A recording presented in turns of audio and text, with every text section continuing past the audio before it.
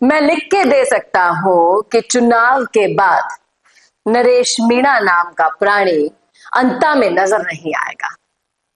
ये दावा ठोका है गोविंद सिंह डोटासरा ने।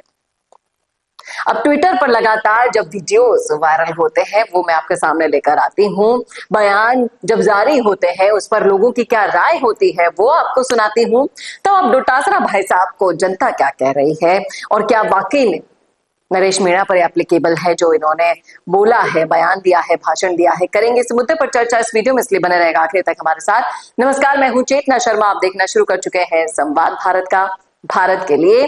तो ये वीडियो आपने सुना होगा सोशल मीडिया पर, इसे लिखकर देके यहाँ पर लिखकर देना चाहते हैं गोविंद सिंह डोटासरा कि चुनाव के बाद जब रिजल्ट आएगा तो नरेश मीणा झांक भी ले अगर अंता में तो बताइएगा, क्योंकि इनका इतिहास रहा है। ये दोबारा ना छबड़ा गए हैं, ना देवली उनियारा गए हैं और ना ही अब अंता आने वाले हैं। और बहुत सारी चीजों को यहाँ पर गोविंद सिंह डोटासरा ने लिखा है। ये धमका के बहुत दिन देख लिया इन्होंने, कोई नहीं धमकता है। कानून का अपना राज है, यहाँ पर आपको चिंता करने की कोई आवश्यकता नहीं है। यानी इनका कहने का मतलब है कि नरेश मीणा धमकियां दे रहा है वोट लेने के लिए, डरने की कोई आवश्यकता नहीं है। इस वीडियो में नरेश मीणा को ये नसीहत दी जा रही है, लोगों को ये बोला जा रहा है कि डरिए मत, आप अपने खुलकर अपने वोट डालिए। तो यहाँ पर अब लोग क्या कह रहे हैं चलिए आपको बताते हैं।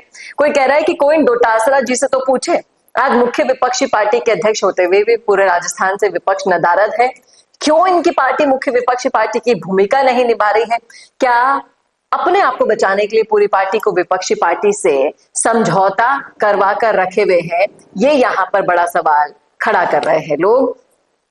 दूसरा कमेंट में आपको सुनाती हूँ। कांग्रेस भी नरेश को बात कर रही है, नरेश की ही बात कर रही है, नरेश भी कांग्रेस के लिए ही ज्यादा बात कर रहे हैं। बीजेपी तो कहीं है ही नहीं, जैसे कि टक्कर में सिर्फ कांग्रेस और नरेश मीणा है, यहाँ पर लोग ये कह रहे हैं। और इसी बीच आशंका जो हम भी कई बार जता चुके हैं कि इस टक्कर को देखने वाले लोग भौचक्के रह जाएंगे, कहीं ना कहीं इसका फायदा अगर बीजेपी ले गई तो। जिस तरीके से लोग यहाँ पर कमेंट कर रहे हैं कि हमारी बेटियों के साथ आए दिन एक से बढ़कर एक कांड हो रहा है, तब कानून कहाँ चला जाता है डोटासरा भाई साहब? तब कानून का राज नहीं होता क्या? बात बोलने में क्या जाता है? आप कुछ भी बोलते हैं अपने आप को बचाने के लिए। किस लेवल तक की आपने अंदर खाने अपने लिए सेटिंग कर रखी है ये सभी को पता है। ये लोगों का कहने का मतलब है, लोग यही कह रहे हैं कि पूरी कांग्रेस पार्टी नरेश में ही उलझ कर रह गई है, अपने काम से तो उन्हें कोई लेना देना ही नहीं है। और सवालों की बौछार यहाँ पर इस वीडियो में नजर आ रही है। लोग यही कह रहे हैं कि आपका विपक्ष कौन है, बीजेपी या नरेश मीणा? डर का माहौल बना रखा है, मतलब आप खुद मान रहे हैं कि नरेश मीणा आपको टक्कर दे रहा है। और लोगों के कमेंट आप सुनेंगे तो वाकई में बहुत मजेदार है। कई लोग कह रहे हैं कि बस आंखों से आंसू ही नहीं निकल रहे हैं, वो भी 14 नवंबर को निकल जाएंगे इनके।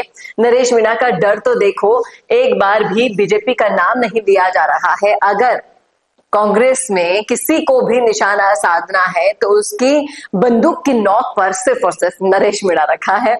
यहाँ पर लोग ये कह रहे हैं, कुछ लोग नाथी के बाड़े से इनका कंपैरिजन कर रहे हैं कि आप सिर्फ वहीं जाने लायक हैं।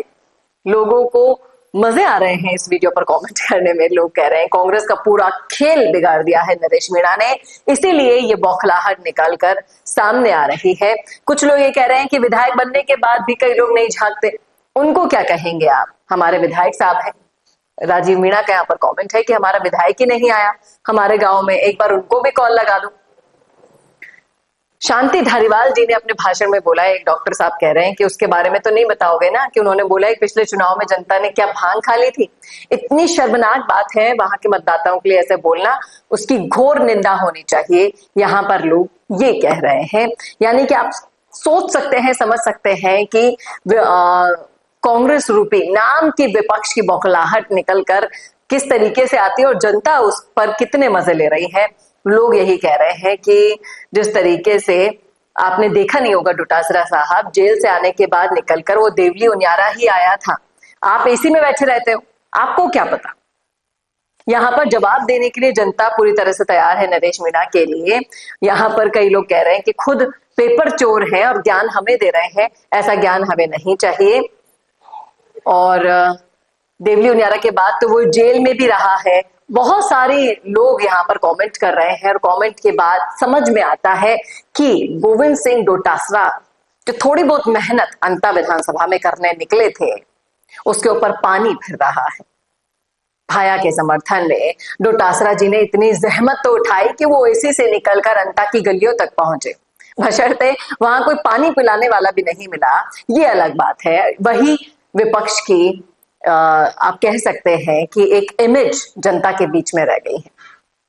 दूसरी तरफ नरेश मीणा के लिए भले ही जन समर्थन में भीड़ उमड़ रही हो, लेकिन वाकई में इस दिलचस्प मुकाबले में जीत किसकी होती है वो यहां पर देखने वाली बात है। बयानबाजी, भाषण, आप इसे कुंठा कह लीजिए, मन के अंदर जितनी भी कुंठाएं भर रखी है वो भाषण के जरिए निकलकर सामने आ रही है, लेकिन इसका जवाब नरेश मीणा नहीं दे रहा, जनता दे रही है नरेश मीणा की।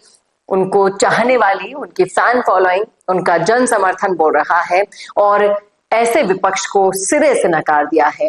ये यहाँ पर मैसेज निकल कर आता है। क्या कहते हैं आप इस मुद्दे पर, रखिएगा राय कमेंट बॉक्स में। कैसा लगा वीडियो ये बताना ना भूलेगा और ऐसे वीडियोस के लिए देखते रहिए संवाद भारत का, भारत के लिए नमस्कार।